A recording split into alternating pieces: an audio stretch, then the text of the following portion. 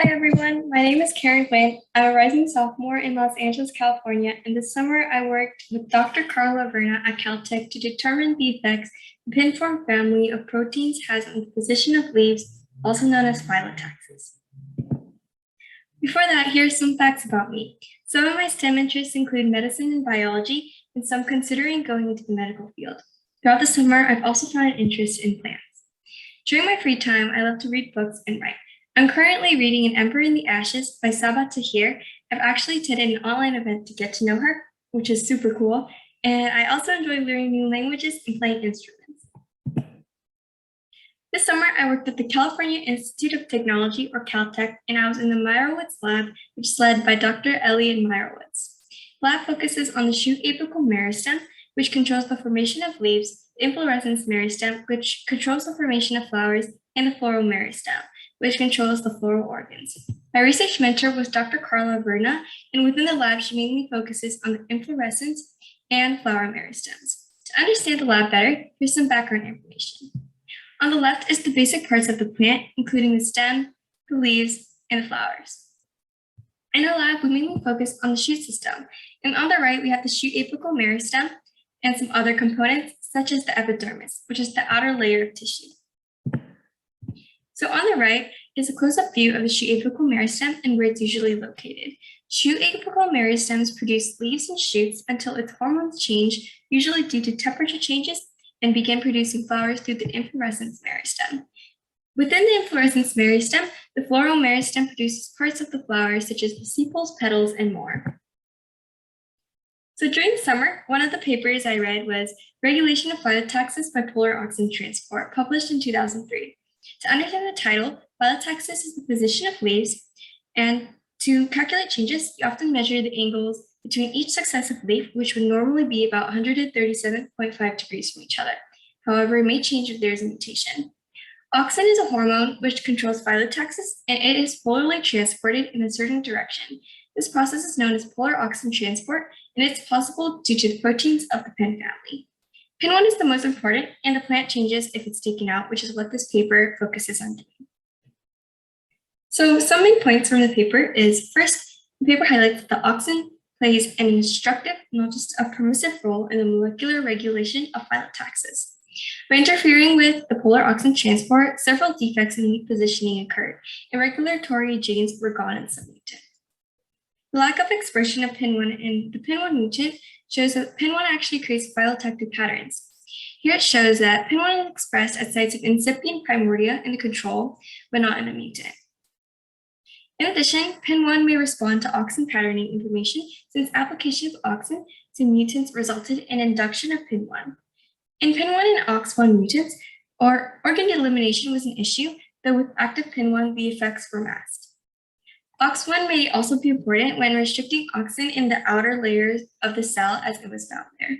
And lastly, localization of auxin influx and efflux carriers can predict future primordia.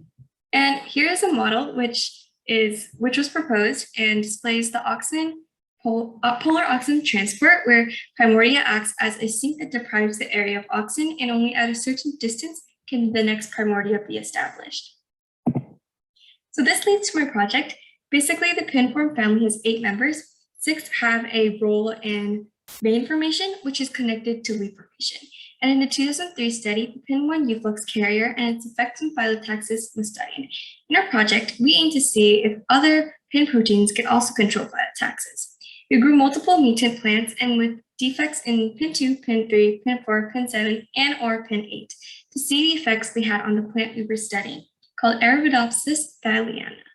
We also had 5 individuals which sprouted 11 to 13 pairs of leaves in the span of 49 days, and every 2 to 3 days we would measure the angles between the 2 youngest leaves on the plant, using Fiji as an angle measuring tool. In the end, we chose to compare 2 different genotypes. First, we analyzed the control, called Columbia, and then analyzed pin 3, 4, 6, 7, 8, which we decided was the best option because if one protein within the group had an effect on Phytotaxis, it would likely show up, as this plant has mutations in all the pin proteins we chose to test. To analyze our data, we figured out the average of all the numbers, or the mean, and using the mean calculated the standard deviation to figure out how spread out the measurements were. after we took the standard deviation and divided it by the sample size, the square root of the sample size, to find the standard error to assess how accurate the mean is compared to the true population. So this is the control and pin 3, 4, 6, 7, 8 mutant on the first day of measurement, and there were no obvious differences. The red dots show the youngest pair of leaves that were measured, and it was the first time they were measured.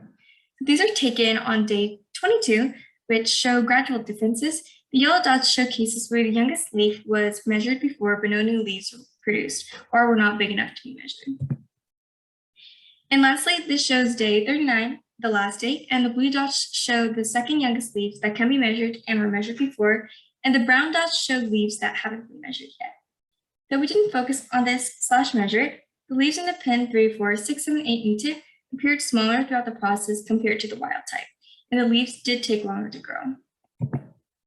However, after analyzing the mean, finding the standard deviation from the mean, and calculating the standard error from the standard deviation, there was no difference in angle, showing that the other pins don't have a function.